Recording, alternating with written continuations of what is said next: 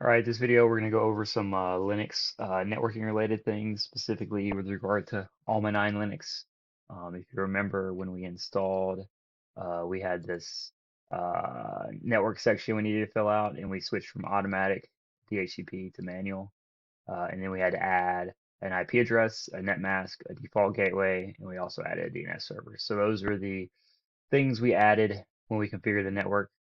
Most of the time, when you have a server that you're managing, the networking doesn't change very much unless you are moving your server to a different VLAN or you get it told to use different IPs for some reason. Um, First thing I'm gonna do is connect to my system, and then we're gonna look at a couple things. I'm gonna go ahead and become root because I always forget to use sudo when I need it, so I just run as root all the time because I'm lame like that. Definitely not recommended. So first off, when we put those settings into the install to set the network settings, it put those settings in a file. Back in the olden days,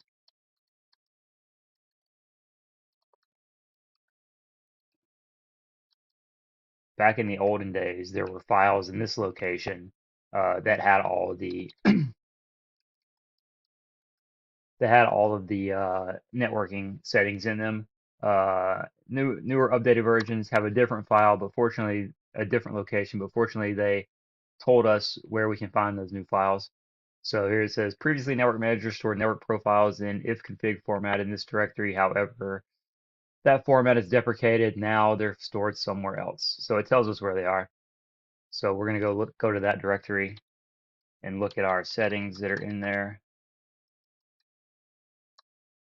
And we have one Ethernet interface.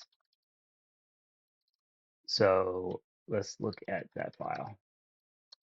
So we look at this file. It has some system related stuff related to our interface, and then it has our settings, method manual, and that's pretty much it for uh, our networking information. So a couple things you might need to do. You might need to change something in that setting, in that in those settings. And there's a terminal user interface called nm2e that you can use if you're operating at the command line to change those settings. So basically, use the arrow keys to move around, enter to select something.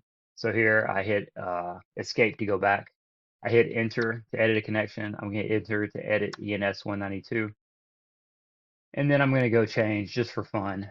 I'm going to change my DNS server to .3 temporarily. There is no DNS server at .3, so that's not actually going to do anything. I mean, it's not going to work if after I make this change, so you definitely shouldn't change this unless you change it back. So I hit escape, um, and apparently I shouldn't hit escape. I probably should enter or something, or go down to the bottom. Let's go all the way to the bottom. Yeah, so I hit OK. Now if I go edit that again to check it, so now it says .3. So I'm going to exit all the way out. And now the file that has the DNS server is called resolve.conf. So if I look at that setting, it still says .2. So I changed it to .3, it still says .2.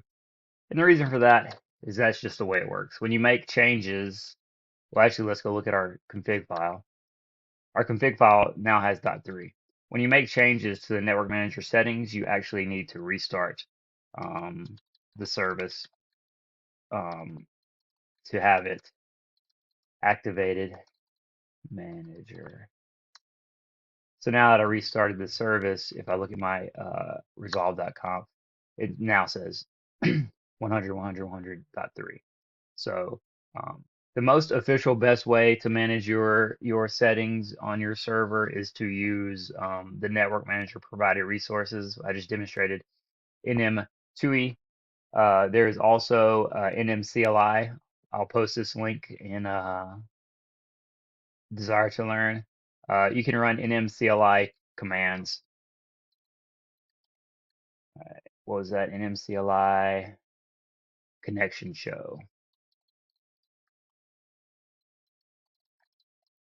You can run nmcli commands to do those same things.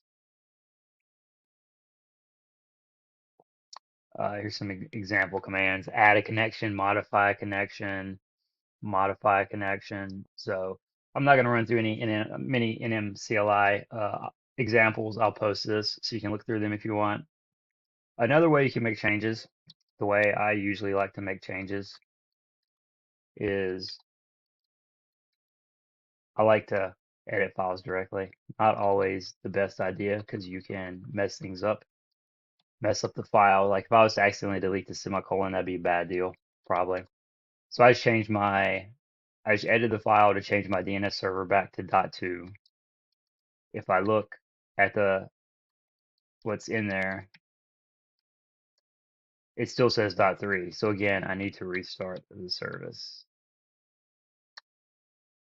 So that's how you can make some changes to what the system is set to have in the config files. There's some other commands you can use to look at your settings, and those are also at this link. For verification, it uses some of these IP settings, IP commands to show your settings in looking in the resolve.conf file. So the IP commands have several different subcategories. You can do IP link to look at link layer related stuff. So this system has two interfaces showing up. This is the loopback interface. This is the Ethernet interface called ENS192. So you'll need to use, if you want to specify the interface name in any of these commands, you'll need to use whatever the system has. Sometimes they have like ETH0, sometimes they have other things. They don't always have ENS192. IP address command will show you the IP addresses. So here's the uh, actual Ethernet interface, and here's the IP I have for this interface. Uh, INET6 means IPv6 addresses, and my system does have a link local IPv6 address. Interesting note: these commands can be abbreviated, so you can do IP adder instead of just IP address as long as you get enough of the command. And then finally, IP route will show you your routing table. So this says my default route is 192.168.242.1. So any traffic I need to send off of my network, I will send to 192.168.242.1. So you can also use these IP commands to make changes. So if we look down,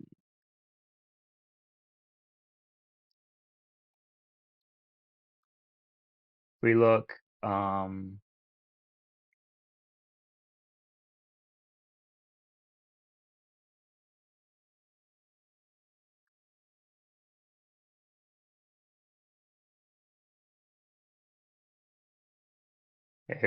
here's some IP link set X up, IP link set X down. So that will make changes. Looks like I can look at the IP dash address man page. Yeah, so here's some of here's what I was looking for in the other one. IP address, add, change, replace. So if you wanted to make changes to your settings with the IP commands, you could figure that out using the man pages. Uh, One thing to know when you make changes with the IP commands, they are not permanent. So what I mean is if I was to do like IP address, replace, input whatever I wanted the new IP address to be, that would not update this file. That would not update this file. Any commands I make with the IP any changes I make with the IP commands are temporary, and when the system reboots or if somebody were to restart Network Manager, those changes would go away. So I guess to summarize, the IP commands are good for looking at what the settings are. If you need to make permanent changes, you need to make them in a way that is going to update this file. And the three ways in a command line only environment to do that is one, use nm_tui, two, use nm_cli, or three, edit the file directly and then save it. And then other reminder is any of those methods you use to make those changes to the file are not activated until you restart Network Manager. So just changing the file does not activate those changes.